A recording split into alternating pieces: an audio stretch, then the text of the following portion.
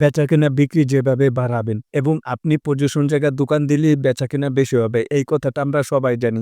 কিন্তু এর ভিতরে কিছু সিস্টেম থাকে। দেখেন, আপনি যখন একটি দোকান নিবেন, অ্যাডভান্স দিবেন, ভাড়া নিবেন, মাল উঠাবেন যথেষ্ট পরিমাণ। আপনার দোকানের আশপাশে যদি আরো কোনো দোকান থাকে, তবেই আপনার দোকানটা চলবে বেশি। কিন্তু আপনার মেইন অপরিচিত জায়গা ব্যবসা করতে হবে। যেরকম ঢাকা শহরের ভিতর বর্তমানে এই যে দোকানগুলো দেখতে পাচ্ছেন, এখানে সবই হচ্ছে নগদ টাকা বেচাকেনা হয়।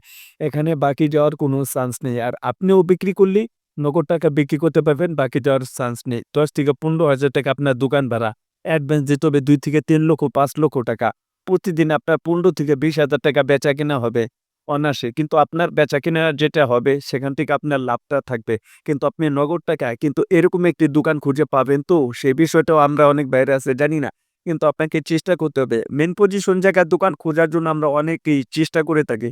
অনেক টাকা হাজার, হাজার টাকা খরচ করি। তারপরও আমরা মেইন পজিশন জায়গার দোকান খুঁজে পাই না। যার কারণে আমরা ঠিকঠাক মতন ব্যবসা করতেও পারি না। অনেক ভাইরা আছে যে যত টাকাই লাগুক মেইন পজিশন জায়গায় আমার একটি দোকান হতে হবে। এই যে একটি দোকান, এখানে আরো আশপাশে বহু দোকান আছে। কিন্তু এই দোকানটা যথেষ্ট পরিমাণ হিউজ পরিমাণে চলে। আর যে দোকান আছে সেগুলো চলে, কিন্তু একটা দোকান যদি খোলা থাকে আর যদি কয়েকটা দোকান যদি বন্ধ থাকে, তাহলে বুঝতেই পারতেছেন সেই দোকানের বেচাকেনাটা কতটা দ্রুত এবং ফাস্ট অনেকটা হাই লেভেলে চলে যায়। আপনারা যখন এরকম একটি যেকোনো জায়গা হতে পারে, গ্রামগঞ্জের শহরে, মেইন পজিশন জায়গা, হাটবাজারে যেকোনো জায়গায় আপনারা যদি দোকান করতে পারেন কিংবা ব্যবসা করতে পারেন, সেই ক্ষেত্রে আপনি যদি মেইন ভাড়া নিয়ে ব্যবসা করেন, তাহলে বেচাকেনার রিস্কটা একটু বেড়ে যায়। মানে হাই লেভেল যেটা সেটা অনেকটা বেড়ে যায়। এখানে দেখেন যতগুলো দোকান আছে সবই হচ্ছে এখানে ভাড়া।